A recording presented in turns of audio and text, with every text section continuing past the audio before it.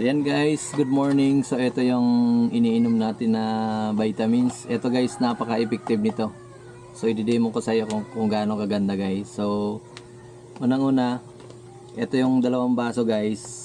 Ito yung katawan natin, nagre-represent na nung maliit pa tayo guys. Diba? So malinis pa yung nagiinom ka ng gatas, diba? Yung katawan mo napakalinis nung bata ka pa.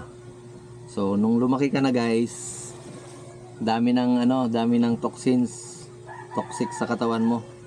Nung una, nagiinom ka na ng ito na magiging ng katawan mo yan. Nagiinom ka ng alak, kumakain ka ng taba, ayan.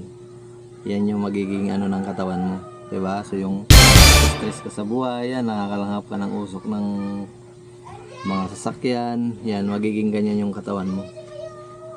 'Di ba? So yung nag-utang sa iyo, di ka binayaran, stress ka diyan. Diba? So ganyan magiging ng katawan mo guys. So ang kagandahan nito guys, yung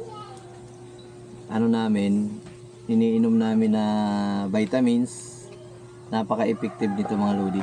Isang capsule lang yung kukunin natin para makita nyo kung gaano siya ka ganda mga guys. So, ito yan. So kukuha lang tayo ng isa mga lods. Makikita mo naman Makikita mo naman, ayan yung katawan mo na napakadumi. Pag once nakikipiesta ka, ayan, kakain ka ng taba. Ayan. So, ganyan, nagsisigarilyo ka, ayan. Diba? So, itong malinis na baso, ito yung nung bata ka pa, malinis pa. Tapos, nung lumaki ka na, ito na yung katawan mo. So, kailangan lilinisin yan, guys. So, isang capsule lang yung iinumin natin or ilalagay natin dyan. Lilinisin yan, ito yan. So makikita nyo guys, walang daya yan guys. Pakita ko sa inyo kung gaano kaganda. Magic.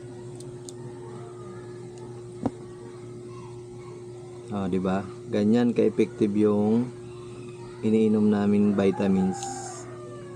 Di ba? So kahit i-shake mo yan, wala na yan. So lilinaw ulit yung katawan mo guys. Oh, di ba? Ganyan sa kaganda. So kaya sa mga